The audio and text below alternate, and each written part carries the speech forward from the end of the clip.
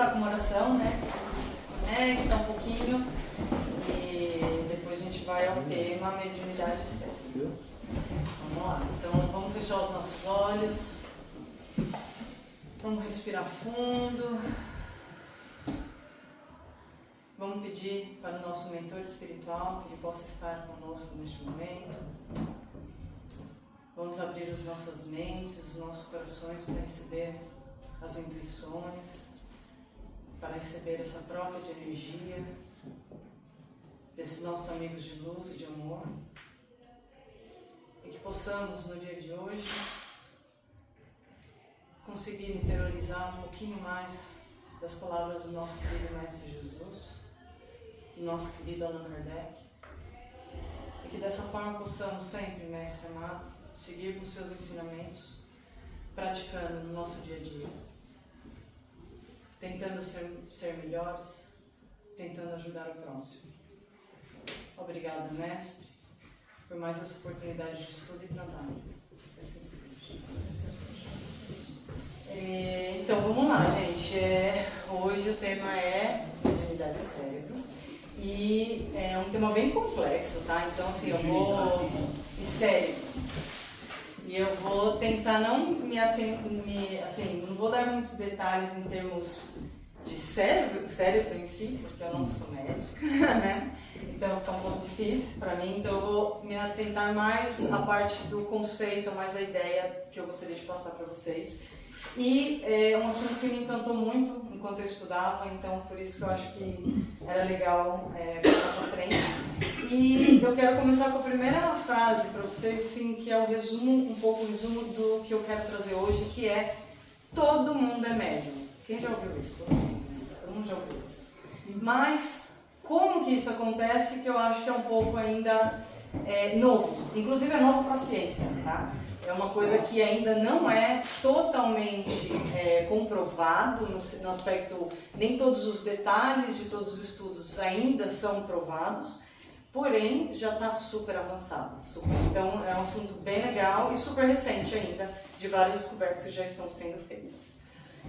Então eu quero começar primeiro com o Livro dos Médiuns, né? Allan Kardec, vamos lá. A primeira coisa que ele fala é o seguinte, que a mediunidade é uma faculdade que permite a comunicação dos espíritos com os homens e que muitas pessoas já trazem consigo ao nascer, independentemente da sua religião e ou doutrina. Todo aquele que sente, num grau qualquer, a influência dos espíritos é por este fato médium. Esta faculdade é inerente ao homem, não constitui, portanto, um privilégio exclusivo. Pode, pois, dizer-se que todos são, mais ou menos, médiuns. Tá? Esse foi o Livro dos Médiuns, no capítulo 14.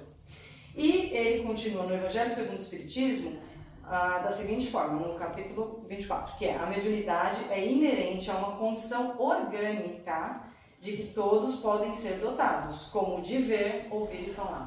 Ou seja, ele está igualando essa condição que a gente tem de ver, ouvir, falar com a mediunidade. Ou seja, seria o quê? Um órgão sensorial que deveria fazer todo esse papel. Assim como de ver, a gente tem um olho, de ouvir, a gente tem um ouvido. Então, e para a mediunidade? Né? Vamos lá. Então, primeiro eu vou explicar um pouquinho como funciona a parte dos órgãos sensoriais, para a gente poder entender um pouco nessa parte da mediunidade. Então, vamos lá. Começando com Einstein, né? Cadê os físicos da sala aí? Einstein fala o quê? Que energia é igual a mc ao quadrado, certo? Que é o quê?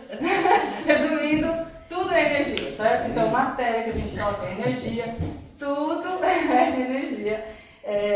Pensamento é energia, o espírito é energia, nós somos energia, certo? Então, todo mundo já está nessa... Acho que é importante a gente partir deste ponto que tudo é energia. Vamos lá. Então, assim, nossos órgãos sensoriais, o que eles fazem? Eles convertem algum tipo de energia em energia elétrica, certo? Então, quando a gente vê o quê? É a luz que entra, que é aquele que aparece esse objeto, correto? E aí ele transforma. O cérebro ele vai transformar isso em uma energia elétrica que vai para os nossos centros, né, sistema nervoso, que vai traduzir aquilo como imagem, certo? ou som, ou toque, ou paladar, ou qualquer, depende da área que você recebeu aquela energia. Então, como que isso acontece? A gente tem no tálamo, que é bem no centro do nosso cérebro, a gente tem o tálamo, e esse tálamo ele é como se fosse uma estação central, né? Sabe, estação central de trem, que entra um monte de trem, sai um monte de trem, ali é como se fosse a centralzinha. Esse tálamo ele é a central de todos os recebimentos de todas as energias que a gente recebe. E ele vai identificar, falou, opa, peraí, veio do ouvido, então ele vai fazer todo o processo rapidinho e falou, opa, vai voltar como som. A visão é a mesma coisa, ele vai receber aquela energia, aquela luz, vai transformar ali rapidinho, opa, veio do olho, então ele vai transformar aquilo em imagem. E isso, para todos os nossos órgãos sensoriais, é assim que funciona. Então, vamos dar um exemplo agora. Acabou de entrar uma cobra aqui, nessa sala. A gente tem 3 etapas do cognitivo, do sensorial nosso. Oi? Entrou uma cobra. A gente tem a primeira etapa, que é a cognitiva, que é o ver. Então, as pessoas vão ver, outros vão até ouvir, né, de repente entrar. Então, essa é a primeira etapa. A segunda etapa é o quê? A afetiva, que é o quê? A sensação. Uns vão sair correndo, vão gritar, vão pular em cima da cadeira, que é, na verdade, a terceira etapa, que é a reação. Então você tem a sensação, que uns vai falar. Pode ser que uns tenham a sensação de, que bonitinho, eu vou lá perto ver. Vai ter outros que vão sair correndo. E aí, ou seja, a reação daquela pessoa depende da sensação que ela teve, certo? Ou seja, é relativo. É relativo conforme o quê? A experiência de cada um, conforme a memória de cada um, conforme o conhecimento. Se entra um bicho que você nunca viu na vida, você não sabe se é bom, se é ruim, o que ele faz, então você vai ter uma reação de repente diferente do que se você conhecesse aquele animalzinho ou aquela coisa que você está vendo. Outro exemplo, eu vou oferecer um café para vocês aqui. E esse café eu vou colocar uma colherzinha de açúcar pequena. Quem toma sem açúcar aqui? Ótimo. Se eu der esse café para vocês vão achar que ele está o quê? Horrível. Tá bom. Agora, quem toma com 3 colheres ou 4 colheres de açúcar aqui? Se eu der esse café para as pessoas, vai estar sem açúcar. Ou seja, é relativo, inclusive, porque depende do referencial daquela pessoa, certo? Depende do referencial, ela vai ter uma reação diferente daquela mesma situação, né? Do ver, do tomar, ou seja, é o mesmo café, cada um vai ter uma interpretação diferente, uma reação diferente daquilo. Agora vamos entrar lá na questão da mediunidade, né? A mediunidade sendo que a gente comentou lá, ela é orgânica, é natural, logo ela precisa de um órgão também que vai fazer essa tradução, certo? Para essa energia elétrica. E esse é a glândula pineal. Antes mesmo da medicina, da ciência provar a glândula pineal, André Luiz já trouxe isso para nós. Então ele trouxe em vários livros, na verdade, tem o Evolução em Dois Mundos, tem Missionários da Luz, Mecânica da Mediunidade, tem vários livros, e tem um compilado tão grande de detalhes que ele dá em todos esses livros sobre a glândula pineal que é fantástico. E tem coisa, inclusive, que a medicina ainda não provou, hein? Vai provar ainda, mas ainda não provou. E André Luiz trouxe, pela primeira vez, inclusive, sobre a produção da melatonina, que anos depois só que a medicina foi provar que a glândula pineal fazia isso. Então vamos lá, o que é a glândula pineal? Na verdade, tem a glândula pineal. Na mediunidade, não é só a glândula pineal que está envolvida com a mediunidade. O cérebro é um órgão super complexo. Então eu vou chamar de complexo pineal, porque tem vários outros órgãos que estão envolvidos naquilo. Tem a hipófise, inclusive glândula pineal é igual à epífise, tá? Que fala, mas é epífise? Glândula pineal e epífise é a mesma coisa. Então tem vários órgãos que estão envolvidos nesse processo. Então eu vou chamar de complexo pineal para a gente ser mais genéricos. Então assim, vamos lá. Para a medicina, o que faz esse complexo pineal? Ele produz a melatonina. E isso quer dizer o quê? O ciclo de tempo, né, do nosso organismo. Então o ciclo sono-vigília é ele que controla. Então na hora que vem a luz, ele vai identificar e vai produzir os hormônios que precisa, se é do dia ou se é da noite, tá? Porém, vamos lá. Há muitos anos, várias culturas milenares já identificam a glândula, esse complexo pineal, já como um órgão muito mais espiritual, ou seja, que é como se fosse uma porta de entrada para o plano espiritual. Quem já ouviu falar do chakra coronário? Muitas outras até religiões não são espiritismo usa, né? E os hindus usam muito essa glândula como mesmo a questão da meditação, os budistas, todos eles têm essa imagem, digamos assim, que é justamente essa glândula. E ela é como se fosse um grãozinho de arroz lá dentro do nosso cérebro, bem pequenininha, e ela é justamente como se fosse um tradutor. É como se fosse um tradutor de matéria, de energia, né, espiritual ou da outra dimensão, que vai ser transformado em energia elétrica para o nosso sistema nervoso, certo? Como que é feito isso? Já descobriram isso tudo que eu estou falando agora, ó, é ciência pura, tá? Eles já descobriram que dentro da glândula pineal existem cristais de apatita, o nome. É como se fosse o dente. Quando a gente nasce sem dente, aí a gente vai crescendo e vai criando essa cristalização chamada dente. E dentro da glândula pineal a gente também tem esses cristalzinhos. E esse cristal de apatita, ele é conhecido como, vamos lá, capacidade de captar ou repelir campos de energia eletromagnética. Pronto, tá tudo ligado. Isso aqui é fantástico, não é? Os médiuns que têm uma intensidade maior de mediunidade, eles têm muito mais cristais do que aqueles que têm menos. Mas todos têm cristais? Todo mundo do mundo inteiro pode ver? Não. Todo mundo do mundo pode ouvir? Não. Porém, qual que é normal? O normal.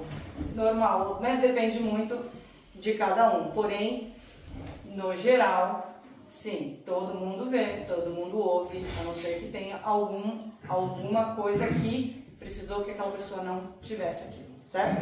Então, uns têm mais, outros menos, né? Então, como que é feito isso? A gente tem o recebimento dessa energia através dessas apatitas que elas têm, ela sente essa energia, aí ela é processada no cérebro e vai o quê? Levada para o sistema nervoso, que vai ter uma reação, certo? E essa reação vai depender da pessoa, de cada um, certo? Então vamos lá. Vamos fazer aqui vamos ter uma comunicação agora. Alguém vai ter uma comunicação espiritual. Então o que acontece? Então a pessoa vai entrar em sintonia. Então através dessa glândula pineal, através desses cristais, ela vai perceber a outra dimensão, certo? A partir do momento que ela perceber essa outra dimensão, ela vai receber essas ondas eletromagnéticas. Recebendo, ou seja, as ondas eletromagnéticas, que pode ser um pensamento de um outro espírito, né, se comunicando com você, pode ser simplesmente o outro ambiente, você mesmo observar o outro ambiente, então pode ser a pessoa, o seu espírito, né, a sua glândula pineal, perceber o outro ambiente, ou seja, sempre com o foco na outra dimensão, certo? E aí vai ter essa tradução no nosso organismo, no nosso sistema nervoso, as ondas elétricas, e aí vai ter uma reação. Essa reação vai ser muito variada. Vai ter pessoas que vão conseguir ter a comunicação de psicofonia, vai ter outros que vai ter a intuição, vai ter outros que vai ter a psicografia, outros vão só se desdobrar e vão ver o outro lado. Pode ser cognitiva, a pessoa pode ver, né, o que está acontecendo. Então, assim, a reação vai depender muito de pessoa para pessoa. E como é um atributo humano e orgânico e natural, ele é como falar, ouvir, raciocinar. Então é difícil você falar, nossa, tem um raciocínio ostensivo, gente, é super ostensivo. Então assim, tem muitos médicos que já não estão usando mais esse termo ostensivo, porque ele é até um pouco estranho, porque é como se fosse raciocinar. Ninguém raciocina, tem uns que pode ser, tem um raciocínio mais rápido, às vezes o outro tem um raciocínio um pouquinho mais devagar para algumas coisas, né? Mas assim, nunca é igual, cada um tem o seu, na sua velocidade, do seu jeito, mas todos têm, certo? E aí, a gente entra no caso, tá, então, o que estamos aprendendo até agora aqui? Tem pessoas que têm a mediunidade bem intensa, né, que demonstra e que tem toda aquela coisa bem física, tem aquelas pessoas que não, certo? Então, a gente entra lá, isso já está no Código Internacional de Saúde, no item de transe e possessão, ou seja, quando existe um estado alterado de consciência, sem controle, intenso e que mexe na qualidade de vida da pessoa, ela tem um nomezinho isso, lá no código, de doenças, é transtorno dissociativo. Porém, se esse transtorno dissociativo ele fizer parte de um contexto cultural ou religioso, esse diagnóstico não é dado. Então, já estamos dentro lá do Código de Saúde. Então, essa parte boa. Não somos, né? Então, ou seja, tem aquelas pessoas que têm aquele transtorno dissociativo e que, né, ou seja, é sem controle, é intenso, porém, se educado, ou seja, a partir do momento que você consegue educar esse transtorno dissociativo para um trabalho religioso, você não entra nesse código, certo? Ok, e aí agora a gente fala, pera, então tá, então... Posso perguntar? Claro. Só para não sair do contexto, mas isso é contexto religioso ou cultural também tem que estar relacionado ao controle? Porque, por exemplo, você falou, se aquilo acaba afetando a qualidade de vida da pessoa, ela é chamado de... Não, mas mesmo que no contexto religioso ou cultural não é aplicado esse termo, não é aplicado esse diagnóstico. Mas você teria como dar um exemplo, por exemplo, o que está no contexto religioso cultural e a pessoa não tem controle? Como assim? Não entendi. Eu acho que é o que ela tá... Posso? Pode. Eu acho que assim, eventualmente você vai no médico, tá tendo esses problemas e você fala pro médico que acha que é espírito que tá te atazanando. Fazendo, por exemplo, porque você acredita em espírito. Você tá vendo um espírito te atazanar. Entendi. O médico vai falar, olha, se ela não falasse que acredita em espírito e que acha que é um espírito falando, eu ia falar que ela é doida, ou que tem um transtorno dissociativo. Só que como ela fala que tem espírito, pode ser relacionado à religião dela, pode ter aberto uma porta. Crença. É o contrário, né? Se a pessoa não tem vivência, não sabe o que é espiritismo, ela vai achar que tá louca. Exato, também é isso. Exatamente. Então, é assim, eu não consigo te dar um exemplo, vamos dizer, eu sou médico, então eu não sei dizer, eu sei que está exatamente desse jeito lá no Código Internacional, ou seja, eu sei que eles vão avaliar você. Uma vez que você fala que você tem ele avalia que você tem esse transtorno, porém, tem esse contexto, não, mas isso acontece, mas né, eu estou na casa espírita, ou eu estou em casa e eu acho que é espírito, então provavelmente pode vai ter pensar isso até com coisa um pouco mais tribos ampla. indígenas, por exemplo, de vários lugares que tem os transes. Exato. Aquilo Exatamente, tem culturas religiosas que tem isso. E aí, ou seja, então a gente tem essas pessoas que têm esses transtornos, mas e as outras pessoas, né? A gente fala, se eu estou falando que todo mundo é médium, e aquela pessoa que não tem esse transtorno, né? Vamos dizer assim, onde fica isso? Bom, fica do mesmo jeito, porque não existe um pensamento que não seja, que não esteja com influência dos espíritos. Fala, oi? Vamos lá, na pergunta 459. 459 do Livro dos Espíritos. A gente tem a pergunta: influem os espíritos em nossos pensamentos e em nossos atos? Vamos lá, a resposta. Muito mais do que imaginários. Influem a tal ponto que de ordinário, escuta essa, que de ordinário são eles que vos dirigem. Isso é assustador, né? E continua. Não temos muitas vezes o conhecimento que estamos tendo uma interferência boa ou ruim, tá? Isso é importante, da espiritualidade. Ou seja, não tem como a gente estar o tempo todo recebendo interferência mental dos espíritos. Através do quê? Dos cristais de apatita dentro da sua glândula pineal. Pronto, olha só que físico, que legal.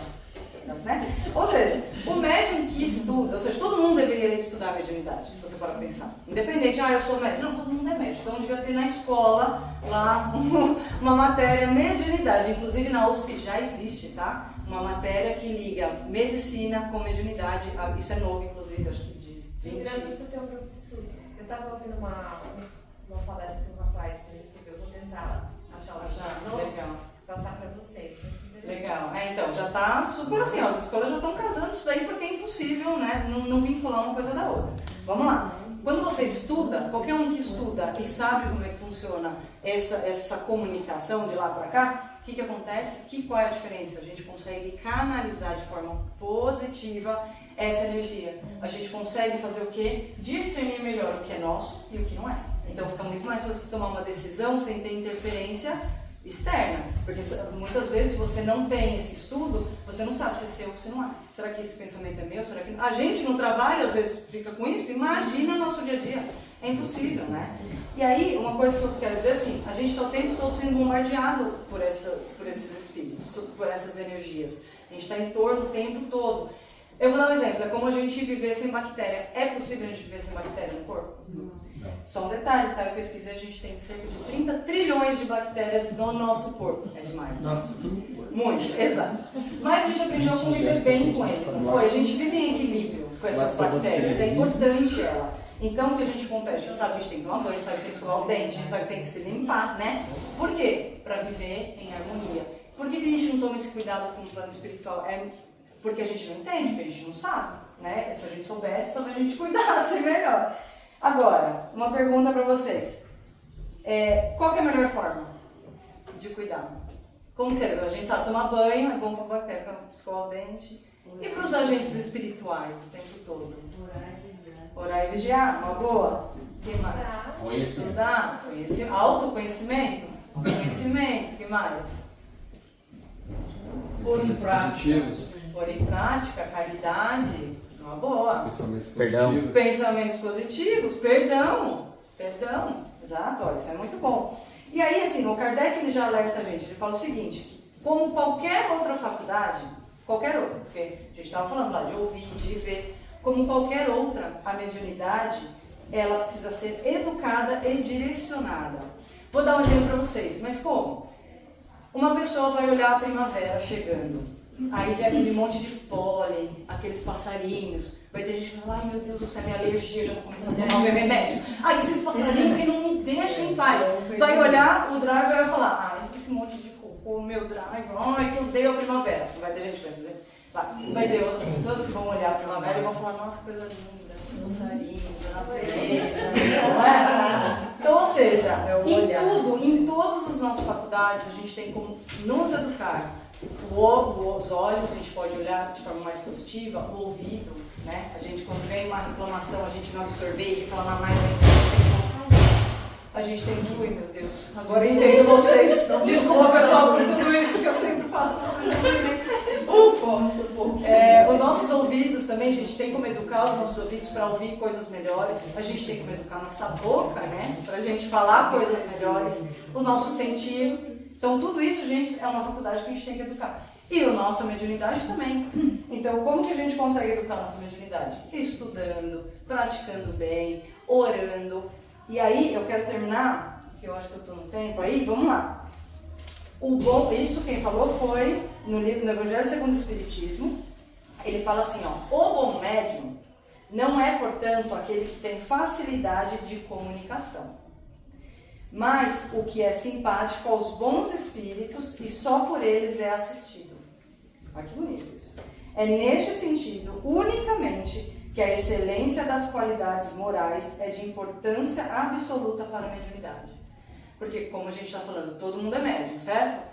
Independe da moral do espírito. Vai ter médium que vai estar escutando, ai, mata ele, mata ele. A gente já viu um monte de casos que acontece isso. Tem. Agora, o que é importante aqui não importa se você é um ótimo comunicador com o plano espiritual, se você recebe, se você fala, se você psicografa, não. O importante é que você consiga ter contato espiritual, o contato, né, das suas apatitas que possam receber, principalmente, porque eu não vou falar sempre, né, a gente está aqui, né, mas que principalmente a gente consiga ter essa troca de pensamento o tempo todo com espíritos de luz, com os nossos mentores. E dessa forma, a única forma é o quê? Sempre limpando, higienizando a nossa mente, os nossos sentimentos. Ou seja, pensem assim, a cada dilema que você tem dentro da sua casa ou com você mesmo, você pode estar dentro do carro sozinho, você morar sozinho. Qualquer dilema que você tem interno, dentro de você ali, quietinho, pode ter certeza que vai ter alguns espíritos lá comendo uma pipoquinha, olhando, esperando você só dar brecha para entrar e começar ali, ó, a influenciar os seus pensamentos, as suas decisões. Então, sempre quando você tá nervoso, tá bravo, cara, espera, sempre, né, eu acho que era Chico que falava, não, espera, senta, espera passar e depois volta no assunto. porque às vezes ali na hora você vai ter respostas que não iam ser suas, né? Que são de outros espíritos. Então, era isso que eu queria trazer. Espero que tenha ajudado. Por favor, perguntas. Pergunta, você falou o seguinte, da simpatia. De que, desculpa? Da simpatia, né? Você tem a minha. Então, isso quer dizer, se a gente vibrar sua coisa boa, pensar sua coisa boa, você nunca vai pegar essa Nunca parte. é muito, né? Não, eu tô falando, mas assim, é o que você falou, não baixar o padrão vibratório. Agora, você falou assim, ele é influenciado pelos espíritos muito mais que a gente pensa. Eu sou o espírito, encarnado no seu espírito. Eu posso influenciar, e esse é interessante o ponto que eu estava lendo a respeito disso. Às vezes a gente pensa que esses espíritos, eles nos influenciam, os espíritos encarnados nos influenciam com o que eles falam, mas na realidade é com a vibração do que eles falam, e aí a gente absorve mais isso porque é o que a gente quer. Né? É o celular, né? Ele escuta a nossa vibração, e a hora que você está falando com alguém, parece aquela propaganda. Ele não está falando o que você falou, o que você fez, mas ele põe o que você quer ouvir. E os espíritos têm isso muito melhor. Então quando você fala assim, o celular está me escutando, né? Na realidade os espíritos estão escutando a gente até o que a gente não está falando. Então, tem esse Dr. Sérgio, que foi uma das pesquisas que eu fiz, ele fala muito lindo, ele explica o seguinte, que assim, tudo que a gente está aqui nesse plano espiritual, certo? Tudo que não consegue passar para o plano de luz, fica aqui.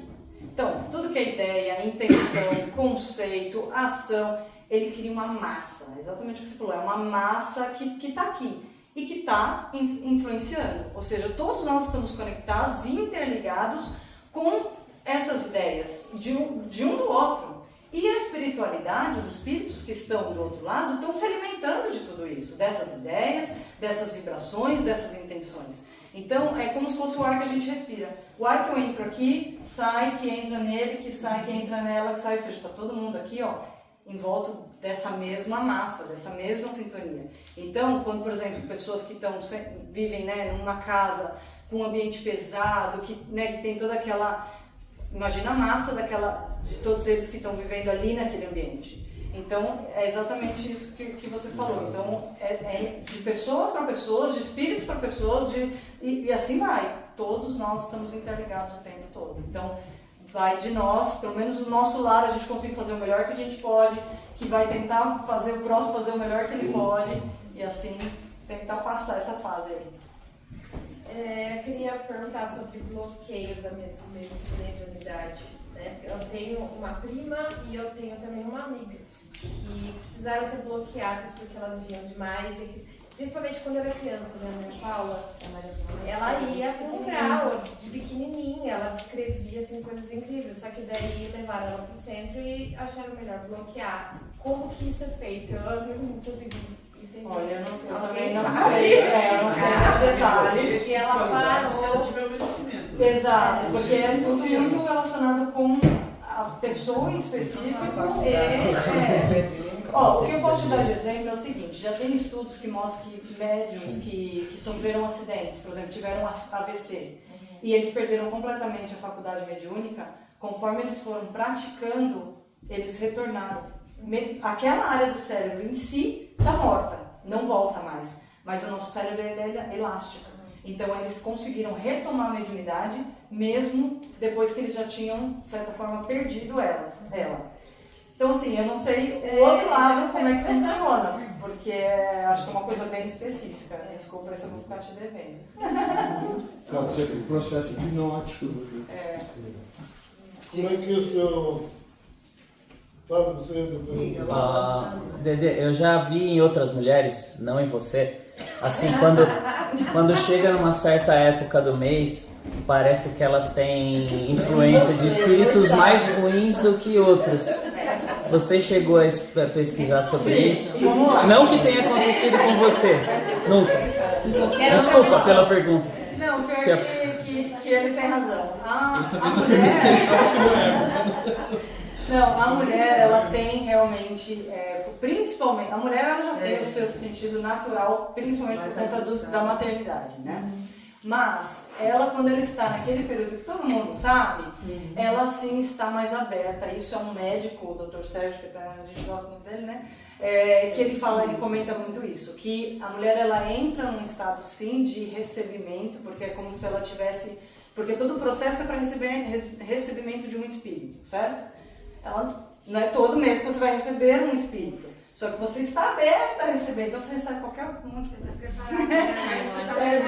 preparado, você está. Então ali você está com um sinal aberto. A ciência fala de hormônio, né? Acho que são dois. Então, não é diferente, sabe por quê? Porque a glândula pineal ela é responsável por produção de vários hormônios. Não, tudo bem, mas... Então, ou seja, não Você é... está dizendo que não é o hormônio ou aumenta o hormônio? Ele aumenta. Ele aumenta. Nada é só... A gente acabou de perceber que a mediunidade ela é física, ela é orgânica. Nada é só do acaso, não. Provavelmente volto a dizer, eu não sou médico, vou antes explicar, a gente pode ver mais palestras lá do Dr. Sérgio, mas ele explica isso, que você tem toda... Inclusive ele fala que muitos dos problemas que ele recebe na clínica dele, de pessoas com problema, por exemplo, na tireoide, problemas principalmente hormonais, que são nada mais do que influências espirituais. Por quê? Porque entra pelo... Vamos lá de novo, entra pela glândula pineal, e aquela glândula pineal é responsável por várias produções de hormônio.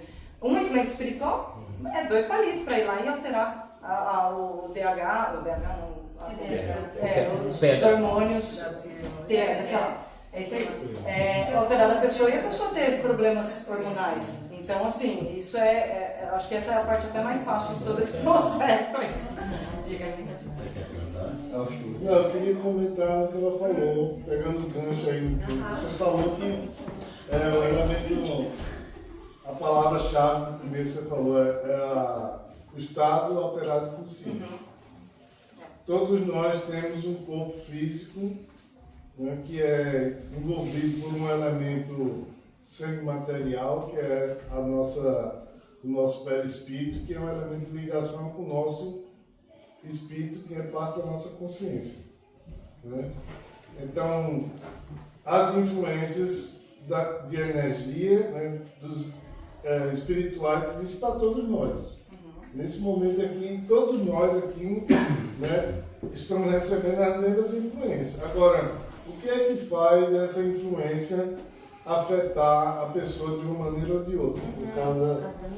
É exatamente o estado de consciência de cada um de nós. É porque até o momento em que essa energia afeta o nosso perispírito, se conecta entre o corpo, ou melhor, do perispírito com o corpo físico através da pineal, né, que é o elemento que percebe isso, né, e ele percebe de uma maneira, da mesma maneira que todos os outros. Agora, o que faz essa decodificação, né, dessa influência é exatamente o estado de consciência da gente. Eu tenho um exemplo muito bom, bem simples para te falar. Quantos aqui não tem problema assim, o marido chega e fala, esposa, ô bebê, onde está o meu óculos? Aí não tô achando, onde é que tá? Aí ele foi estar lá em cima do móvel, mas não tá, eu já vi. A mulher vai lá, olha, tá na cara, eu não vi. Gente, é a mesma coisa. É a mesma coisa, a gente tá aqui, a glândula pineal todo mundo tem, ótimo. Lógico, cada um tem um cristal, né? Vamos lá, tem os cristais, uns tem mais, outros tem menos. Mas é a mesma ideia, né? Depende do que você se conectar. Não necessariamente tudo que você está aqui recebendo, você vai receber. Por quê? Ele pode receber, né? A glândula pineal, ele recebe, ou aquelas cristais, ele pode receber ou repelir. Então ele capta ou repele. Medir quanto cristal a pessoa tem? Tem exames que fazem isso. Tem exames de imagem que eles conseguem visualizar RMI. Isso aí eles conseguem ver. Aí tem os pontinhos brancos que eles conseguem visualizar quem tem. E conseguem até, já tem estudos que eles conseguem verificar, eles conseguem verificar inclusive quando a pessoa está em transe, quais as áreas estão sendo estudadas e assim, variacionadas. Então, hoje em dia já tem esses estudos e está super para frente. Assim, bem legal. E aí, só posso... Pode, tá? Não sou eu que controlo. Você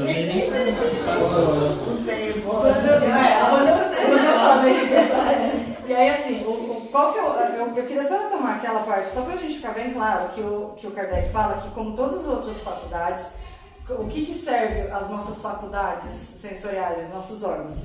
É de servir de instrumento para a propagação do bem, do amor, consolo e da divulgação das leis divinas que governam o universo. Ou seja, a gente está aqui só para... Não. A gente está aqui como instrumento de servir para a propagação do bem. E aí eu queria finalizar com... Eu não sei se vai dar para ver a foto, me perdoa, gente. Essa é uma foto que eu acho muito interessante, que aqui é uma microfotografia... Não, essa é uma microfotografia dos nossos neurônios em funcionamento. Tá? Não tá vendo, né? Que tem um monte de... Essa daqui é uma fotografia do universo, uma fotografia ao contrário, né? Ela é expandida do universo e dos gases que ligam uma galáxia, um ao outro por aí, tá? Então, é isso aqui. E aí eu quero ler a frase para vocês, porque isso faz todo sentido. Que é, não crês tu que eu estou no Pai e que o Pai está em mim? As palavras que eu vos digo, não as digo de mim mesmo, mas o Pai que está em mim é quem faz as obras. Quem foi? Jesus. Ou seja, gente, é muito... o Rodrigo gosta, né, disso, né, Rô? Que essa coisa do... Nós todos estamos aqui como pecinhas de um grande quebra-cabeça de Deus. Que cada pecinha precisa estar no seu lugar. E para essa pecinha estar em cada um no seu lugar, todos precisam crescer juntos. Então os que estão ali embaixo de cima já tem que pegar os de baixo e vamos lá. Então é como uma escada, né? O que subiu, ele sobe, pega o outro, bota para cima, que vai, pega o outro e vai subindo. Então assim, é como se fosse todo mundo interligado numa coisa só, somos todos iguais, todos interligados e juntos. Para quê? Para o bem, para o amor, para a evolução, para chegar a Deus. Então eu acho muito legal essa questão do porquê temos esses órgãos que a gente tem, para propagar o bem. Eu sei que já esgotou o tempo, mas não precisa responder agora, mas você chegou a pesquisar alguma coisa como funciona isso para os animais? Já era então, complexo demais do ser humano e mais. Então eu queria pegar para o palestrante aqui para Júlio, já sei que eu vou colocar. Obrigada. Eu queria fazer um comentário, na verdade. Nós falamos agora aqui dos hormônios e tal, na época da TPM, né? Eu quis mencionar a palavra. Até alguém falou, acho que o Ricardo falou uma vez, também falou, tem a parte hormonal e tal. A gente tem esse hábito, até por uma falta de interpretação mais abrangente, de falar, mas isso é do espírito ou é da matéria? E na verdade não existe isso, na minha modo de ver. Isso é o Roberto Landoli, acho que é o nome dele. Ele fala muito, o homem é integral, ele é corpo e espírito. Então assim, tudo que acontece com a gente, ele tem o aspecto físico e o aspecto espiritual. Então, por exemplo, na TPM, você falou, é um ciclo que a mulher ela está apta para receber o espírito. Isso faz com que o seu organismo se prepare fisicamente para isso, gerando os hormônios. Então, na verdade, assim, e a ciência hoje, pela falta do componente espiritual, ele toma muito o efeito pela causa. Então, por exemplo, a causa da TPM é o desbalanço hormonal. Na verdade, não. O desbalanço hormonal é um efeito do processo integrativo do corpo e espírito, que tem a finalidade de receber o espírito. Se a gente olhar tudo isso... Essa é a palestra do Décio. Mas ele fala isso. Tudo que acontece pra gente, você vê uma pessoa que é louca, tem o componente físico que é a consequência. Qual que é a causa? Um distúrbio de consciência, que pode ser um problema que vem de outras vidas, pode ser um espírito que está fazendo alguma obsessão, ou seja, tem um componente espiritual, tem um componente físico. Isso sempre, em todos os fenômenos da natureza. Para concluir, a TPM é o único momento que o espírito acredita no demônio, né? Não sei, nunca vi, nunca acontece comigo. Esse médico ele fala justamente isso, que nós somos seres físicos humanos. Então, não adianta você querer só atacar uma causa física. Você tem que ter todo o balanço junto, espiritual, moral e assim vai, porque senão vai ficar faltando uma perninha, vai ficar faltando uma... Excelente palestra, Andressa.